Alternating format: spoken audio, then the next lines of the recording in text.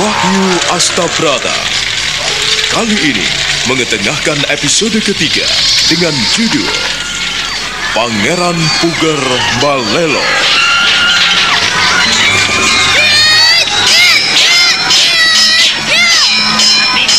Cerita ini ditulis dan diolah oleh Bu Nergis Muriono. Pengarah cerita dan naskah Agung Bahrodi. Ilustrasi musik Hari Sabar. Teknik dan montase Jenny Mumu. Dengan sutradara Ferry Fadli.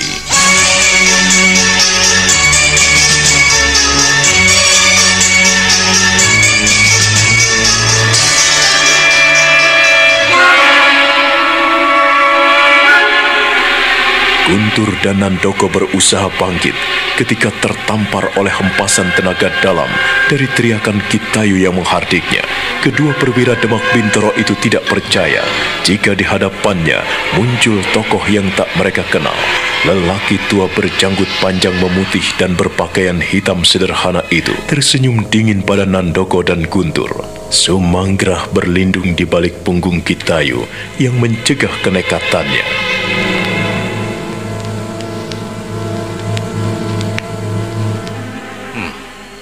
Siapakah kau laki-laki tua? Oh, apalah artinya sebuah nama bagi orang tua seperti aku ini? Seandainya aku mati pun, tidak ada yang mengenangnya. Tapi aku tidak mau mati selama masih kulihat kebiadaban prajurit-prajurit dari Demak Bintoro. Kau jangan sembarangan bicara, Pak Tua. Apakah aku salah ngomong? Apakah aku salah bicara? Dengan mata kepalaku sendiri aku lihat kalian membantai anak-anak dan perempuan. Apa namanya itu tidak biadab? Tutup mulutmu dan jangan banyak bicara jika tak ingin masuk liang lahat. Aku ini pasti akan masuk liang lahat jika Yang Maha Kuasa sudah menghendakinya. Tapi jika Ia masih memberikan kemurahan padaku, maka tidak seorang pun bisa menyentuh tubuhku. Sombong kau.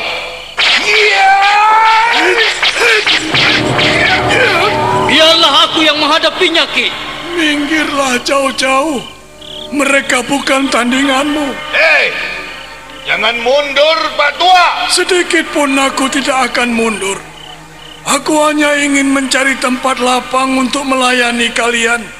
Ayolah, jangan maju satu-satu. Berbarenganlah. Aku akan siap menghadapi kalian. Pak Tua besar mulut. Aku akan membukamu. Iya.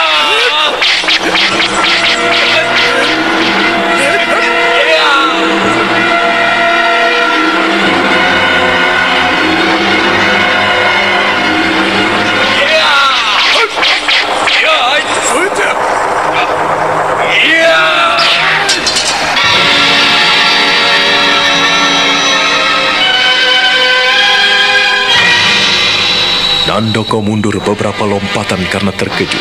Pedangnya yang sangat tajam patah menjadi dua bagian ketika membentur tubuh Kitayu. Bahkan dia merasakan tangannya bagaikan kesemutan. Kitayu hanya tersenyum dingin melihat ulah Nandoko. Mengapa kau hentikan permainan pedangmu, anak muda? Aku belum lelah. Bahkan keringatku pun belum menetes. Ayolah kita bermain lagi. Ayo, kau yang satu. Kau yang lebih besar dan gagah. Hadapilah lelaki renta seperti aku ini. Ayolah. Nampaknya kau ingin pamer ilmu gaib di depanku, Pak Tua. Bukan. Aku tidak pamer. Tapi aku hanya ingin meladeni permainan kalian. Aku benar-benar akan mengirimmu ke neraka. Lakukanlah. Dan jangan ngomong saja. Sejak dulu aku sudah bosan hidup. Aku juga sudah muak melihat permainan kalian yang tidak sedap. Ayo, bawalah pedangmu yang paling tajam dan hadapi laki-laki peot sepertiku ini. Aku akan menghentikan banyolanmu. Kakang, hati-hati Kakang. Minggirlah. Aku akan meladeninya dengan baik. Menyingkirlah kau. Tidak Kakang, kita harus menghadapinya berdua. Pedangku telah patah. Kau tak mungkin menghadapinya sendirian, Kakang. Dengarkanlah aku, menyingkirlah. Jika aku belum terdesak, jangan ikut campur kau. Hati-hati, Kakang.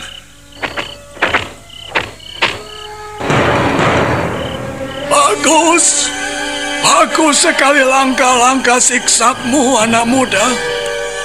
Kau lebih lincah dari saudaramu yang itu. Ayo, majulah. Jangan ragu-ragu lagi.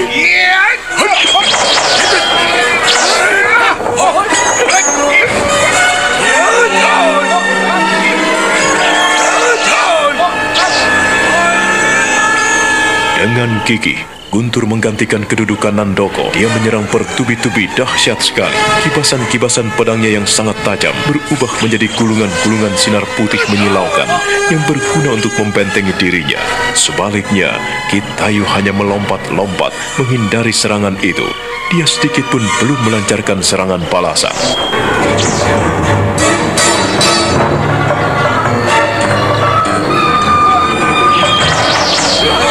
Siapakah orang yang berkelahi dalam kegelapan, Eyang?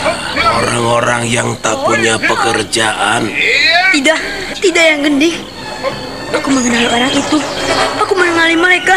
Siapa mereka, Sukmo? Mereka lah yang mengeroyokku. Aku harus membuat perhitungan dengan mereka.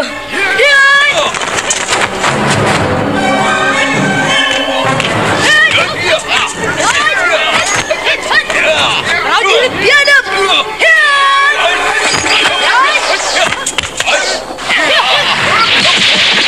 Nandoko dan Guntur tidak berani menghadapi lelaki tua yang cukup tinggi ilmunya itu. Mereka mengaburkan diri tanpa menoleh ke belakang lagi. Sebaliknya, Sukmo berdiri bertolak pinggang sambil mengangkat dagunya saat berhadapan dengan Kitayu. Dia tersenyum bagai seorang pendekar besar. Lebih-lebih dia sangat mengagumi lelaki tua berambut dan berjenggot panjang memutih itu yang berdiri tegak di depannya. Salam dan hormat saya, Eyang. Siapakah gerangan pendekar besar yang ada di depanku? Kau siapa, anak muda? Kau masih kecil, tapi nyalimu tinggi sekali. Nama Eyang singkat saja, Tayu. Eyang Tayu? Iya, singkat dan sederhana, bukan? Ya, Eyang. Nama Eyang sederhana sekali. Tapi Eyang Tayu hebat sekali. Terima kasih atas pujianmu, cucuku. Siapa namamu? Hingga kau berani melawan dua prajurit tadi. Nama saya Sukmo. Aji Sukmo, Eyang. Oh, hebat. Kau bisa menjadi pendekar pencabut sukma. Pencabut nyawa.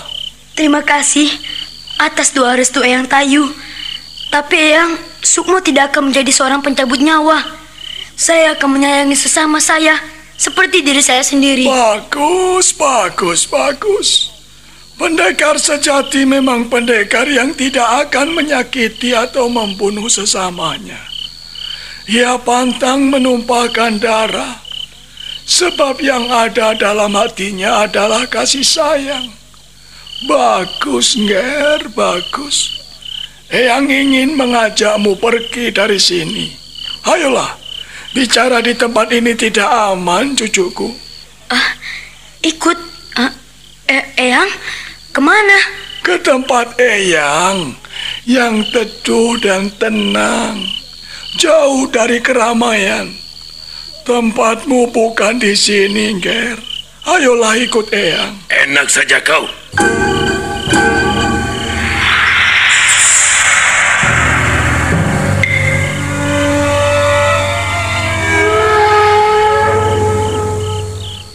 Kitayu terkejut sekali ketika dari dalam kegelapan muncul seorang lelaki tua.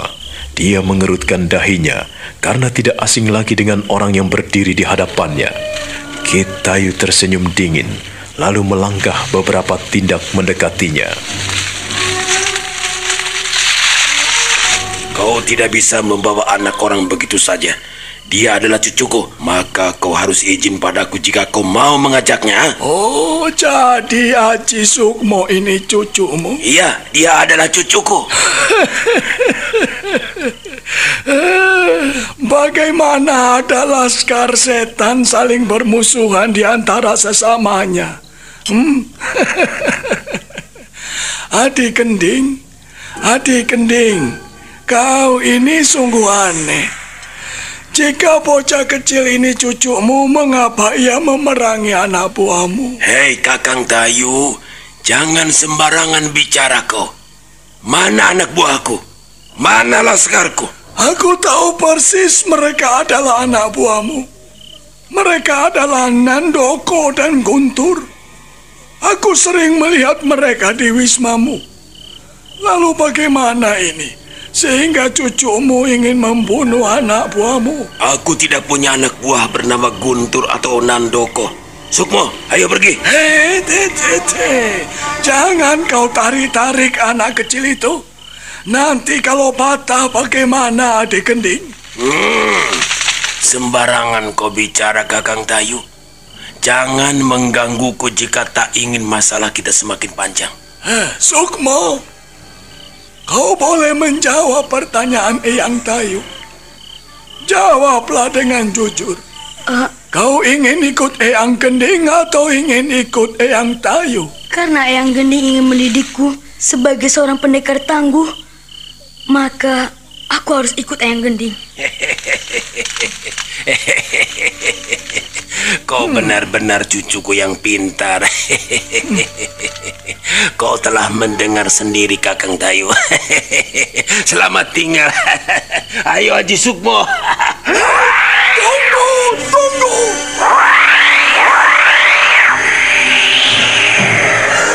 Kitayu tak membiarkan Patih Gending membawa kabur Aji Sukmo. Dia segera melesat menyusul kepergian Patih Gending. Sumanggrah ikut berlari mengejar kelebatan bayangan Kitayu yang melesat bagaikan terbang. Adegan kejar-mengejar pun terjadi dalam kegelapan di tengah hutan rimba pegunungan Kendeng. Aji Sukmo dikempit di bawah ketiak Patih Gending. Setelah bocah itu ditotok saluran darahnya. Dengan kekuatan ilmu gaibnya, Patih Gending segera membawa pergi Sukmo. Setelah bocah kecil itu ditotok jalan darahnya, maka dia segera melesat bagaikan terbang. Menyadari akan kekeliruannya, Kitayu segera mengejar, melesat bagaikan terbang. Dalam waktu sekejap, terjadi adegan kejar-mengejar di antara dua tokoh sakti mandraguna itu. Sumanggrah yang tidak memiliki apa-apa, hanya bisa berlari dan terus berlari, menyibakkan semak belukar dan hutan belantara yang menghadang di depannya. Kemana mereka pergi? Kemana mereka berlari? Mereka terbang bagai dua burung Raja Wali yang mengejar mangsanya. Tidak kusangka apabila orang-orang tua seperti mereka masih memiliki kemampuan yang luar biasa. Luar biasa. Ternyata aku tadi telah berjalan berdampingan dengan kakek sakti. Kitayu. Kitayu adalah pendekar pilih tanding yang sangat terkenal di bumi Mataram. Ya, dia dulu adalah tokoh andalan Kanjeng Prabu Senopati Ingaloko. Jadi itukah? Aku tidak menyangka apabila pendekar sebesar dia, pendekar sehebat dia mau berjalan denganku. Kupikir siapa? Tetapi ia benar-benar memiliki kekuatan yang luar biasa. Kitayu, aku tidak mungkin mampu mengejarmu. Andaikan tidak ada dirimu, aku sudah jadi apa, Kitayu? Tadi kau menyebut-nyebut nama Adik Gending. Benarkah orang tua tadi itu adalah Patih Gending?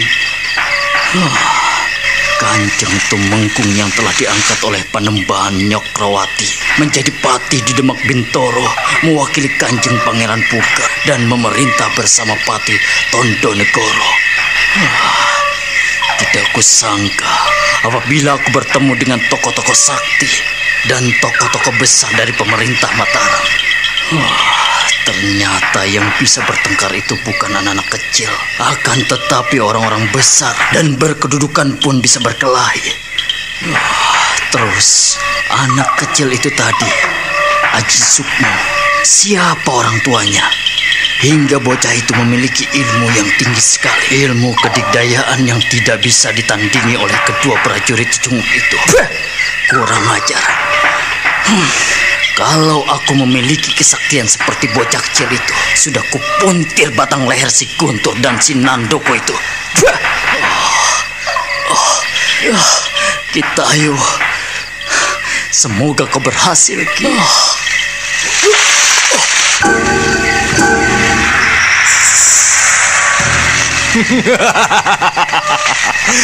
Aku tidak akan membiarkan kau lari, Sumanggra. Karena kaulah yang telah mengikuti kami.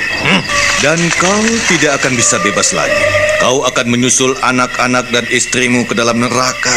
Ayo, kau tidak bisa berlari kemana-mana lagi. Sumanggra, ayo, kau mau pergi kemana? Kau tidak akan bisa menghindari kami, Sumanggra. Ayo, berlarilah apabila kau ingin mampus. Sumanggra, aku sudah memberikan kesempatan kepadamu untuk melarikan diri, tapi kau sengaja di sini. Kakang Guntur, kau atau aku yang menyembelihnya? Sumanggra, kau mau kemana? Mengumpat-umpat lagi? Kau tidak akan bisa menghindari kami.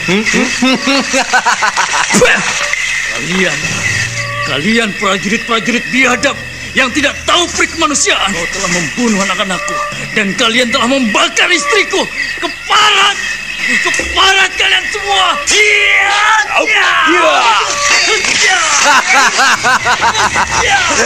Ayo, bereskan saja, Kakang Guntur. Bereskan saja. Jangan kau biarkan ia bermain-main denganmu. Ayo, bereskanlah. Aku tidak perlu membantumu, bukan?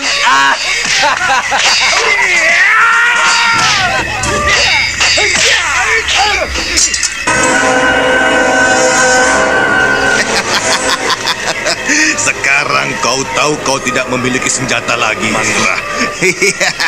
Ayo, majulah kau. Kau sekarang tidak bisa menghindari kami lagi, dan kau tidak bisa mengolok-olok kami lagi. Guntur, kau benar-benar bajingan. Kau biadab. Kau telah membunuh perempuan-perempuan Ngaseman, dan kau telah menyingkirkan anak-anak yang tidak berdosa. Kakang Guntur, menunggu apa lagi? Cepat, bereskan, Kakang, bereskan. Kau dengar sendiri, kawanku sudah tidak sabar lagi melihatmu. Ia sudah muak melihatmu, Sumangga. Dan kau tidak akan bisa menghindari kami lagi. Ayo, kau mau kemana? Mau kemana? Aku rela mati daripada melihat. Aku rela mati daripada melihat kebiadaban kalian. Aku benar-benar akan membunuhmu, Sumangga. Aku tidak akan mengampunimu lagi, dan aku tidak akan membiarkanmu lolos. Cepat, Kakang, potong saja lehernya. Jangan kau biarkan dia bermain-main lagi. Ayo, cepat. Ya, ayo cepat potong lehernya, Kakang. Kalau kalian hendak membunuhku, bunuhlah. Ayo, kenapa kalian tidak lakukan itu, Kalian hanya bisa bermain-main. Ayo, Kakang, cepat bunuh saja, Kakang. Jangan beri dia kesempatan. Sumangga, kau ada pesan apakah sebelum meninggalkan dunia fana ini? Sebelum aku menyembelihmu, tolong katakan apa yang menjadi pesanmu. Sampaikan kepada sanak familimu sebelum aku menyembelihmu. Katakan. Guntur, aku tidak memiliki siapa-siapa lagi. Bunuhlah aku. Ayo, bunuhlah aku. Sumanggrah tidak punya tempat lagi. Dia tersudut pada sebuah pohon besar. Dia hanya bisa melotot ketika Guntur melangkah semakin dekat dengannya. Sementara Nandoko hanya bertolak pinggang memandangi dirinya. Sumanggrah pasrah. Dia tidak mampu berkutik ketika Guntur mendekatkan ujung pedangnya di dekat lehernya.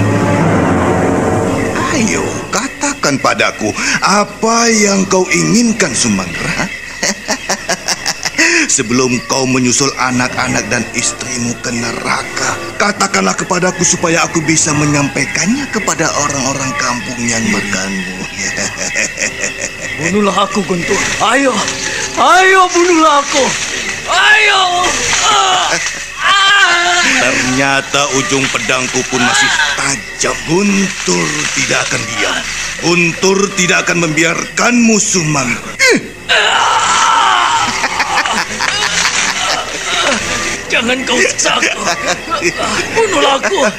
Bunuhlah aku, Guntur. Ternyata kulitmu masih lunak, Sumangra. Tak kuduga apa yang kubayangkan. Kau berani mengejar kami dan ternyata kau tidak memiliki kemampuan apa-apa. Bunuhlah aku. Jangan kau siksa aku. Jangan kau siksa aku, Guntur. Apakah kau tidak pernah merasakan bagaimana perihnya orang yang diiris-iris seperti ini?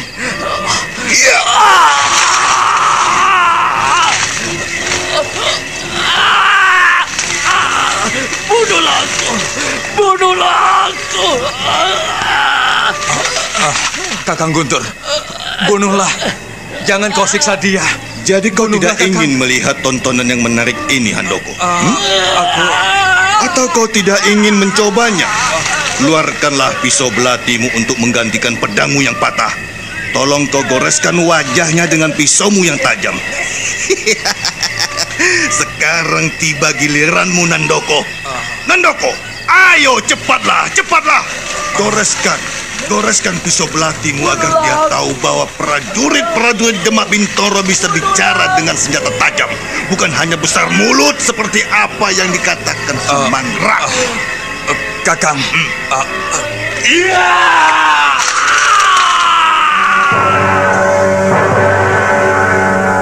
Mata Sumangrah melotot, mulutnya terbuka lebar. Dia tidak percaya apabila pisau Nandoko benar-benar menusuk ulu hatinya. Guntur mencibir sinis dan memandang Nandoko dengan wajah dingin. Perlahan-lahan tubuh Sumangrah terkulai layu dan ambruk di bawah pohon. Pisau yang menancap di dadanya dibiarkan begitu saja. Mengapa kau membunuhnya? Hah? Kau tidak tertarik dengan tontonanku? Aku tidak tega, Kakang. Kau menyiksanya. Sekalipun kita sering membunuh orang, tapi aku paling tidak tega apabila melihat orang kau siksa seperti itu. Kita bisa dibilang prajurit-prajurit keji, Kakang. Tapi dia sudah membuat aku marah, Nandoko. Dia menunjukkan Kitayu untuk mencari kita, hingga bocah kecil itu mengetahui rahasia kita.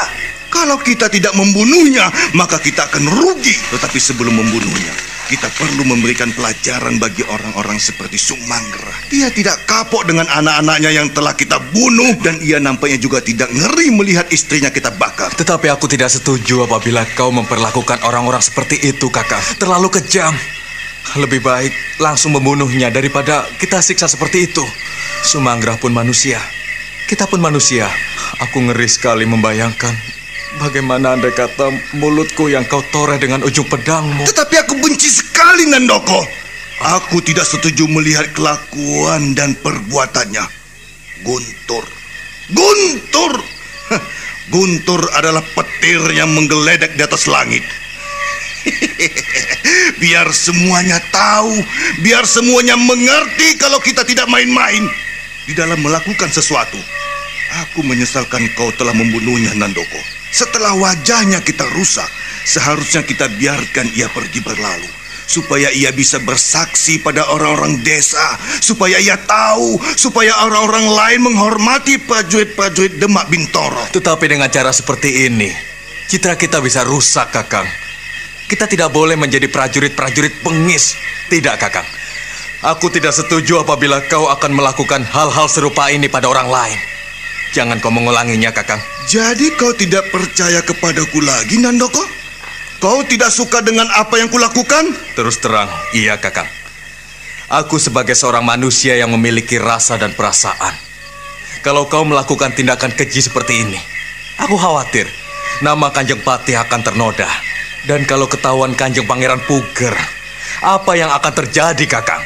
Kau harus tahu itu. Aku tidak peduli. Yang penting, bagaimana aku menunjukkan kepadanya bahwa Guntur tidak main-main dalam bersikap dan berbicara. Kau tahu itu, Nandoko.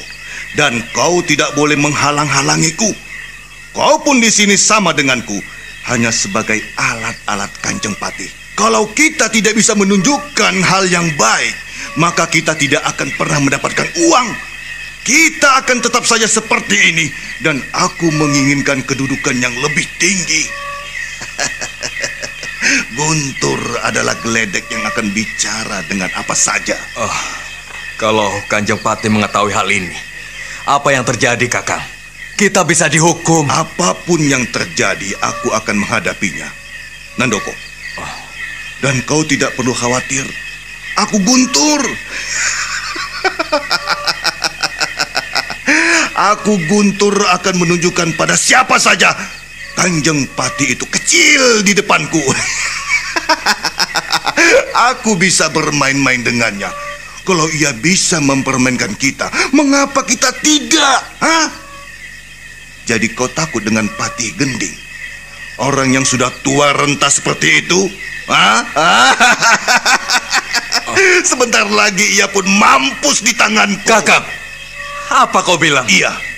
Kalau Kanjeng Patih main-main, aku pun tega untuk memotong lehernya yang kurus itu. Kakang, jangan bicara seperti itu, Kakang. Aku takut mendengarnya, Kakang. Kalau kau takut, akulah yang menghadapinya, Nandoko. Aku tidak akan membiarkan Gending seenaknya sendiri memperlakukan kita. Dan kau harus tahu itu, Nandoko. Kita tidak boleh terus menjadi gedibalnya. Sekali-kali kita harus berbicara tidak dengan kata-kata, tetapi dengan ini, dengan otak kita, dengan akal kita. Itu namanya pemberontakan, Kakang. Jangan seperti itu. Kita telah menjadi orang yang dipercayainya. Guntur tidak akan pernah membiarkan orang-orang lain mempermainkan kita. Tidak, tidak. Biar Patih Gending tahu kalau Guntur pun bisa main-main. Tidak cukup kita menerima 1.000 real, Nandoko. Tidak cukup. Kau tahu sendiri, ia memberikan upah kita pun dilemparkan, seperti ia memberikan makan pada anjing-anjingnya. Aku tidak suka seperti itu. Kita harus unjuk gigi. Kakang, kalau kau ingin melakukan pemberontakan seperti itu, aku tidak setuju. Aku tidak mau. Aku diajak ke Demak Bintoro, dipercaya untuk membantunya, untuk membantu Kanjeng Pangeran Puger. Tapi kalau kau seperti ini namanya menggunting dalam lipatan. Kau seperti musuh dalam selimut, Kakang. Kalau kau tidak setuju padaku, artinya kau berhadapan denganku, Nandoko.